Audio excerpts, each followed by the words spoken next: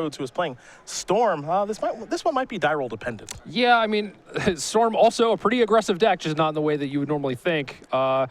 Storm used to be like the turn 3 kill deck of the format. A few cards got banned. Rite of Flame, Seething Song, no longer with us, but Goblin Electromancer looking to pick up some of that slack.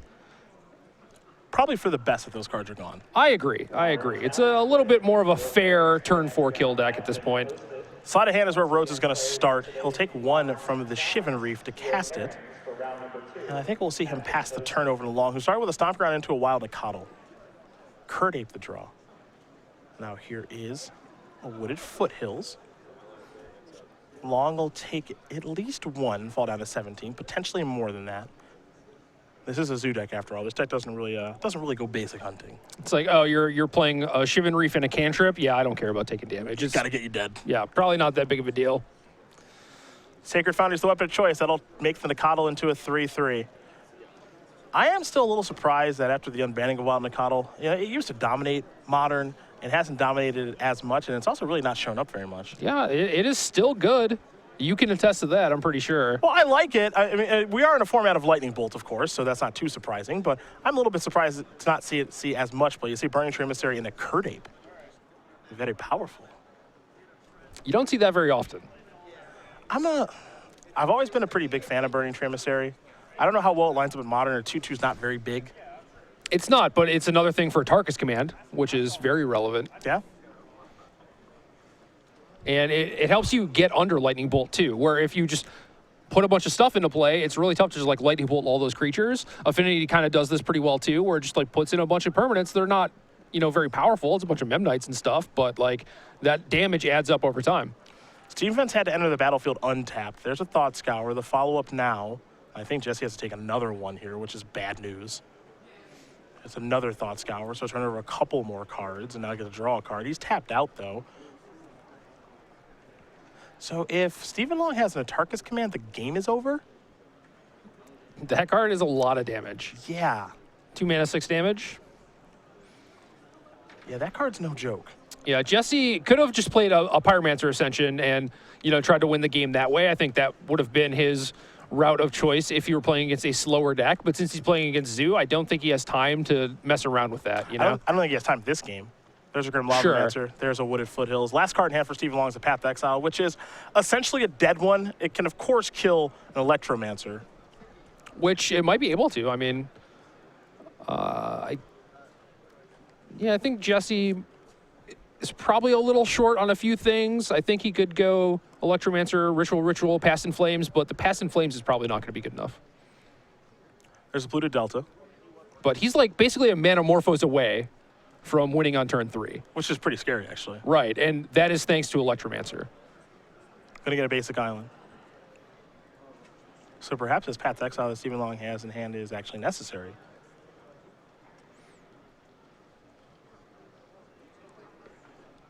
There is Electromancer. Long will take a look at that path. Hopefully it's still a path. Reef will put Rhodes down to 4. That is a Pyretic Ritual. I think we're going to have a response. Yes, we will. Path to Exile will take care of Goblin Electromancer. It'll be exiled, not placed in the graveyard, but I think that the graveyard's just going to be one stack of cards because I think we might be all done here. You still want to search up that land though, if you're going to play on. Yeah. So if the Electromancer lived, Jessee could play out the other ritual and then Past in Flames with 2 mana floating, and then his other rituals, and then Gitaxian Probe out of the graveyard for 2 life, and then hopefully draw a Manamorphose, and then would maybe be able to like play some cantrips, maybe find Grape Shot. Sounds like a lot of maybes, though. A lot of maybes still, but the Path to Exile just messes things up because now he can only get up to 4 mana, and then he can Past in Flames with no mana floating, which doesn't exactly accomplish much. Yeah. So.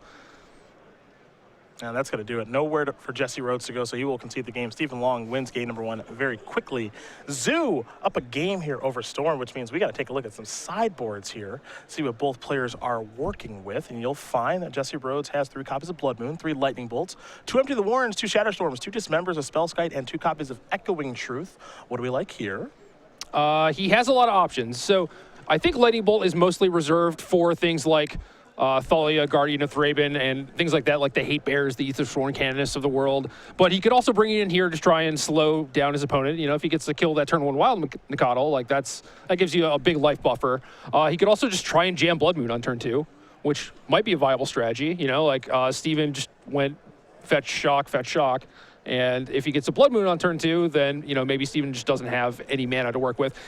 Since he's under a lot of pressure, I think Jessee could also just bring in the Empty the Warrens, maybe like the Past in Flames into Grape Shot, like need to play 20 spells to kill you. Plan is not viable, and maybe he just needs to make 10 Goblins and ride that to victory. Could also see that going Truth if he's scared of some sort of permanent-based hate. Maybe Leyline of Sanctity or something like that. But I would expect the Blood Moons to come in and the Empty the Warrens and maybe the Lightning Bolts, but I'm really not sure. Other side of things here for Stephen Long, some 1s and 2s. He's got a Sudden Shock, 2 Lightning Helix, 3 Core Firewalker, a Shatter Storm and Stony Silence, 2 Ancient Grudge, a Kataki War's Wage, a Rending Volley, Malaria, Sylvok Outcast, a Destructive Revelry, and a Plains. Okay, so Plains might come in if he's scared of Blood Moon. I like Destructive Revelry against Pyromancer Ascension, unless you're just trying to kill your opponent very quickly, which could be the game plan. It might be a little tougher now that, I guess he was on the draw in game 1, right? Because he had the turn 4 kill against the potential turn 3. No, I believe Steven played first. Yeah, Steven played first. Okay. Yeah, he started off with a Nikotl. Yeah, so he was on the play. I think I would bring in Revelry in the matchup. So what I like about this is that he has 1. Right. Because, like, if I had 4, I would be hemming and hawing how many I want to bring in, because, like, Ascension is the way that I think I would die. But since he only has 1, it's pretty easy to include, at least for me, to say I'm just going to bring in this one, probably bore out, like, a Path or something, and be fine with it. The other stuff is pretty meh. I mean, I don't think there's anything else that's really all that exciting. You still want to be able to hedge your bets against Electromancer a little bit, but you're still going to leave in a card like Lightning Bolt in the matchup. Right, and this just goes to show that Storm is not very popular in this format. You know, Steven has definitely built his sideboard with other decks in mind, not this deck. You don't see anything like Grafdigger's Cage or any sort of like Graveyard Hate, anything like that, which would be very welcome here. Yeah, Storm just is, it's not bad. I mean, obviously Jessee Rhodes is 5-0. You know, it's clearly not a bad deck. It's just not as powerful as it once was. You know, again, you missed out on those ritual effects and Seething Song and Rider Flame that have been banned, and I think for the best, honestly. I think the deck may have been a little too good if those were legal. We saw a lot of turn 3 kills with the deck. We did. So those cards are long gone, and we'll see how these players use sideboard as they get ready to shuffle up here for game number 2. Jessee Rhodes will be on the play. In the meantime, we're going to be talking about the Fall Creature Collection here with Star City Games. We've got some playmat sleeves and player bundles of some of our game night favorites like the Hippo, the Otter, and the Reindeer, along with our parody playmat of Penguillion Click.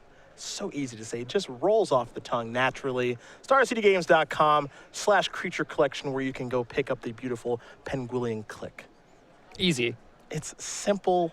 I'm requesting a raise at the end of the year because this is just so easy. Why wait until the end of the year, Cedric? Good point after the show's over. Just send the email right now. Fair enough. Go to a break. Go to a commercial break. Game number 2 here between Storm and Zoo in just a moment. Modern action here on the Open Series. Round number 6 of 9 today. We have 6 tomorrow. We'll be taking your tweets all weekend long at SCG Live, #SCGDFW. If you haven't been to our coverage page yet, you definitely head that way. You want to see some deck techs with Jeff Hoagland. We'll also have our Allies deck tech, and Nick Miller is searching the floor, looking for more decks to feature in this crazy format. Don't want to say it's Magic's most popular format, but I will say Modern is very popular. I mean, Standard has to be the most popular, right? Yeah. But Modern, I believe, is the second. People just, I mean, I'm a big fan of this format. I know it's kind of degenerate and some crazy stuff happens, but, you know, I'm a big fan. Just embrace the degeneracy. Sure. Get on board, find a degenerate deck to play, and have fun. That's why I like playing Tron and Zoo. I'm not looking to grind people out with Sphinx's Revelations and other nonsense. I'm looking to embrace the degeneracy. Oh, I do see the Destructive Revelry. Not a surprise there, at least in my opinion. You see the opening hand here from Long, thanks to Gataxian Probe, Temple Garden, Windswept Teeth, Wild Nikotl, Bloodstained Mire, no, excuse me. Burning Emissary, not Bloodstained Mire. Yeah. 2 Lightning Bolts and the Destructive Revelry. I think a keepable hand every time. Yeah, and see, we talked about being proactive, right? And Zoo does this so well, and that's why it was so good way back in the day, like in Extended, whatnot, where it's just like, I don't really care what you're doing. You know, I got some cheap creatures, some interaction, and I'm just going to kill you by turn 4, turn 5. It's Goblin Guy to start. This actually sets up for a pretty nice turn 2 for Long.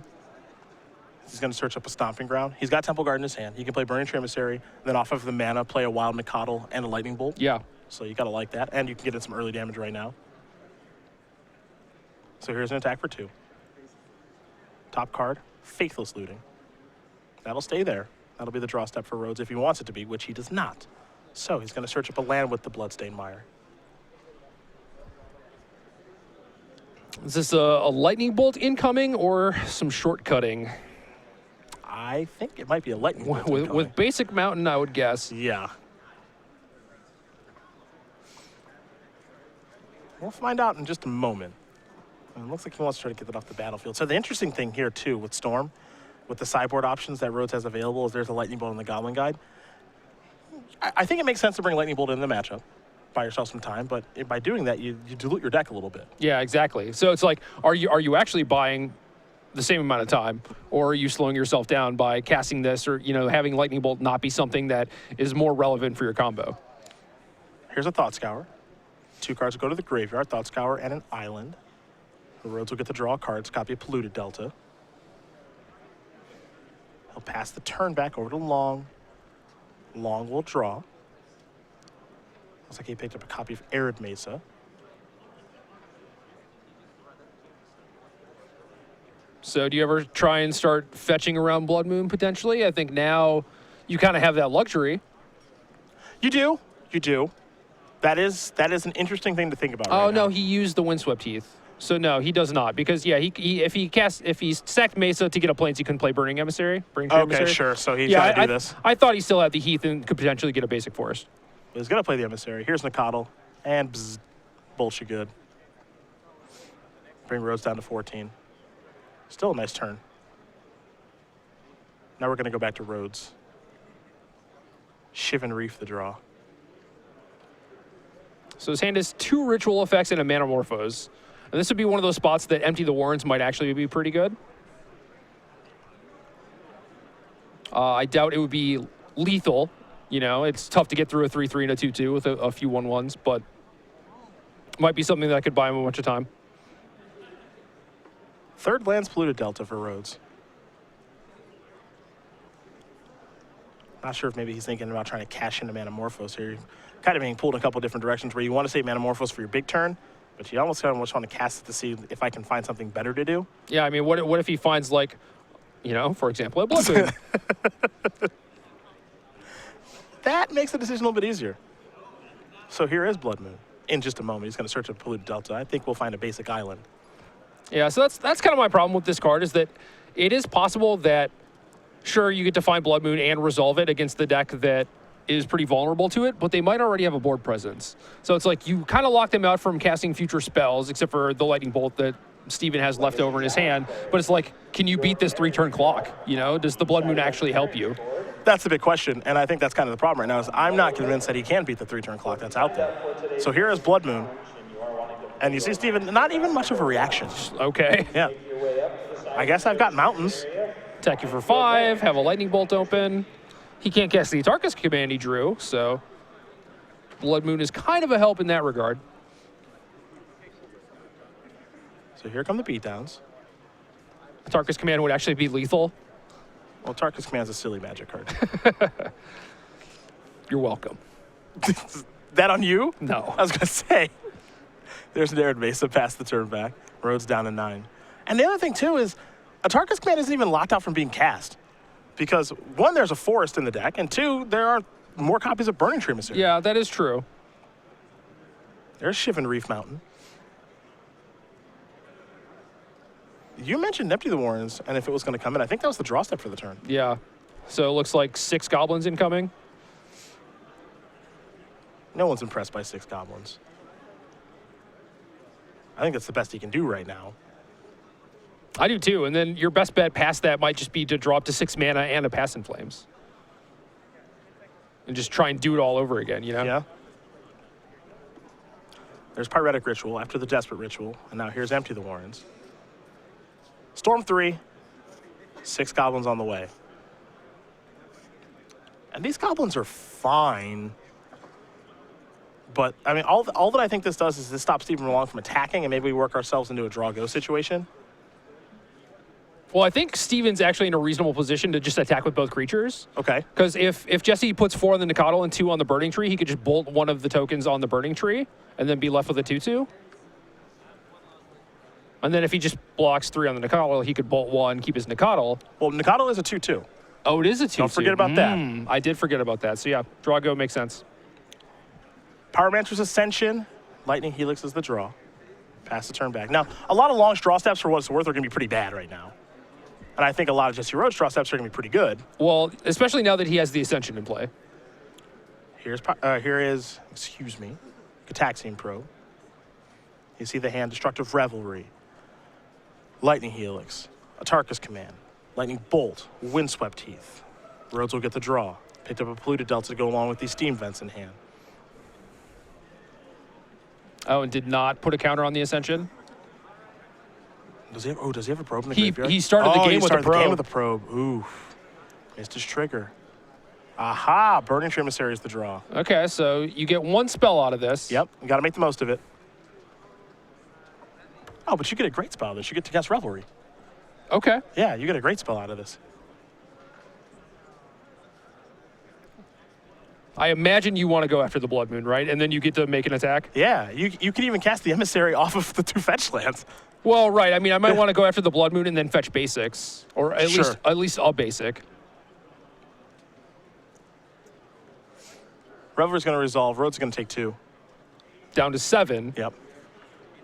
And then Command plus Lightning Bolt is 1 short, but if he gets a turn, he has Helix also. Yep. Another land to draw here for Rhodes. And this is kind of the Blood Moon problem in the matchup. I think that there are a healthy amount of games where I think you can lock them out, especially if you just play Blood Moon on turn 2 via Ritual. Right. But I think that this situation that's taken place here with Emissary and Revelry and all those things, I don't think it's terribly uncommon. No, I don't either. So it's kind of this high variance thing, right? Where like you bring it in, there's a high possibility chance that it is going to be very good and it just wins you the game on the spot, right? Your opponent no longer gets to cast spells. But there are also the situations like this where it's like, yeah, you got to cast it, it still didn't really do anything. Yeah, and it did not do very much this game. It had the potential. Here's Atarka's Command. That's going upstairs. And now Lightning Bolt's going upstairs, and that is going to do it. Stephen Long's going to win this match here over Jessee Rhodes. 2-0. Zoo is going to take care of Storm, and for Stephen Long, he is 6-0, and maybe he'll be headed to the sideboard with Nick Miller to talk about his Zoo deck and why Wild Nicodle is a pretty good spot to be in here this weekend. Yeah, not only that, but he's focusing on the early stuff. Only has 3 Tarmogoyfs, has Gorklan Rampager to get over blockers. I mean, I like this deck. Experiment 1, you've got a lot of good 1-drops, Zoo always has. You know, you've got Experiment 1, you've got Goblin Guy, Kurt Ape, and Wild Nicodle. Burning Tree Emissary looks like it's pretty good here, especially in combination with Atarka's Command, Destructive Revelry, and Flinthoof Boar. So there are some nice things going on here. And one thing to note as well, 18 lands. That's a big game. That I did not know many. that. Yeah, he's got some fetch lands, of course. 3 Stomping Grounds, a Sacred Foundry, a Temple Garden, and 2 basics, 1 forest, 1 mountain. And then it has the plains in the